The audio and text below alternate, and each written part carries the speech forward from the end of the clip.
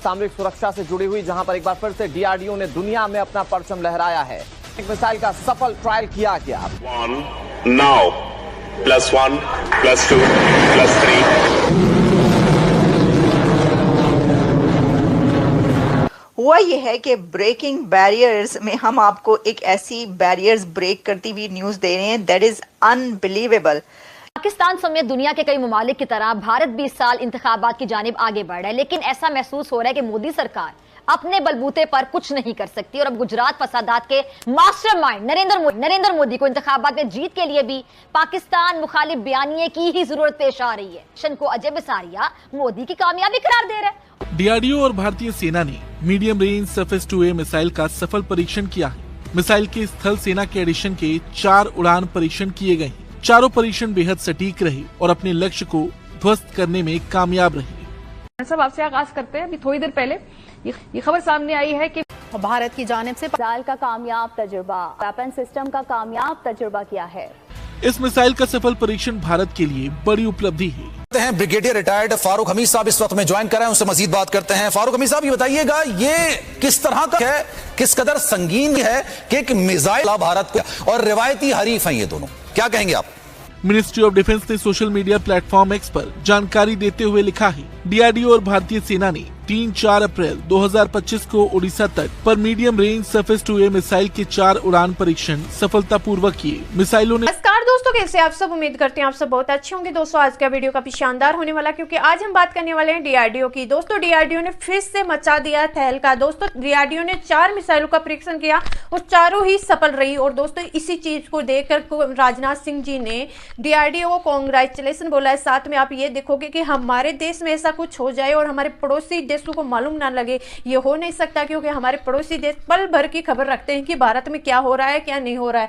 साथ में आप देखोगे कि भारत की बढ़ती हुई शक्ति को देखकर आज हर कंट्री के लिए भारत सरदर्द बन चुका है सभी के लिए। तो दोस्तों आज का वीडियो काफी शानदार होने वाला, बिना स्क्रिप्ट के पूरा वीडियो देखना। बढ़ते हैं। लंबी और छोटी दूरी, उच्च और निम्न ऊंचाई पर उच्च गति वाले हवाई लक्ष्यों पर सीधा प्रहार किया, जिससे पूर्ण परिचालन क्षमता का प्रदर्शन हुआ। इजराइल एरोस्पेस इंडस्ट्रीज के साथ संयुक्त रूप से विकसित इस प्रणाली में multi functional radar, command post और मोबाइल लॉन्चर शामिल हैं। रक्षा मंत्री श्री राजनाथ सिंह ने इस उपलब्धि के लिए डीआरडीओ इंडिया, भारतीय सेना और उद्योग भागीदारों को बधाई दी है। पाकिस्तान में तो हमें पता ही नहीं हमारे डिफेंस मिनिस्टर का नाम क्या है, और पाकिस्तान में तो ये नहीं पता कि ये जो है वो हमारे डिफेंस मिनिस्टर ने कभी कोई इस तरह की बड़ी जो स्ट्रेटेजिक लेवल पे फौज को चीजें देने की बात हो। अब फॉर एग्जांपल ये AK-203 असॉल्ट राइफल है, बताया कि एक, हम तो उसको अपनी जुबान मिसाइल कहेंगे, उन्होंने एक ऑब्जेक्ट कहा कि एक ये भी खबरें आ रही हैं कि भारत की तरफ से ज़ैद हामिद साहब के ये हुकूमत और ये डेमोक्रेसी पाकिस्तान को तबाह करने के लिए लाई गई थी, पाकिस्तान को बचाने के लिए नहीं लाई गई थी। बाल अहमकाना है पाकिस्तान की ये हुकूमत जो पाकिस्तान इस वक्त, ये उससे पहले और उसके बाद ये नवाज शरीफ की हुकूमत पाकिस्तान आर्मी का सिपह सलार न लगाए तो ये कोई आपकी ओवरसाइट नहीं है, ये गलती नहीं होगी, ये डिलिबरेट स्ट्रेटजी होगी पाकिस्तान आर्मी को तबाह करने के लिए। वो पूरी दुनिया में जा रहे हों। Indian defence minister Rajnath Singh पूरी दुनिया में 2+2 डायलॉग कर रहे हैं, ऑस्ट्रेलिया के साथ, अमेरिका के साथ, रशिया के साथ। तो तारड़ साहब हमारी प्रायोरिटीज क्या हैं, इस पे जरा फोकस करें।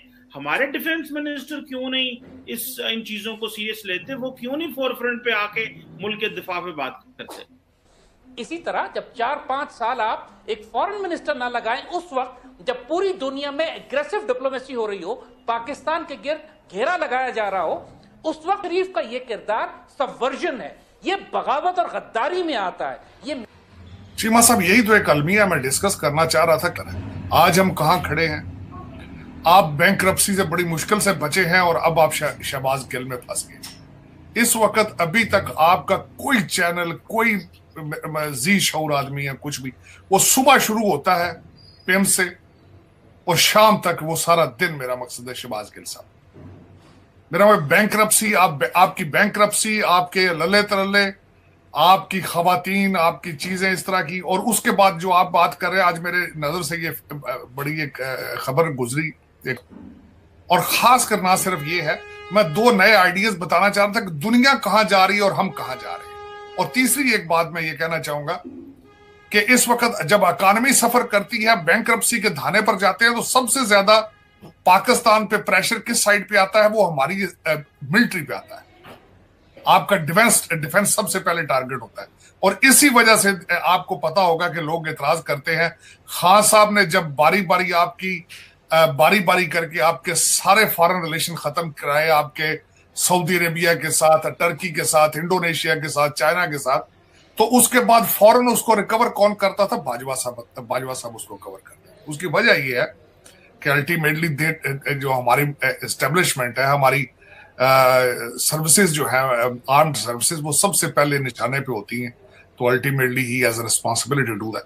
जो दो चीजें मैं बताना चाहूंगा, खासकर जब पाकिस्तान में आप जिना सेंटर के अंदर आप नाच गाने की महफिलें कर रहे थे, उसके बाद जिस तरीके से आप पंजाब गवर्नमेंट के पैसे जो है वो सरकारी उड़ा रहे थे लाहौर में, तो उस वक्त आपके पड़ोस में क्या हो रहा था? मैं थोड़ा सा ये बताना चाहूंगा कि 16 अगस्त को उनके डिफेंस मिनिस्टर राजनाथ सिंह साहब ने एक आइटम जो दिया है, उनकी आर्मी को अपग्रेड किया है।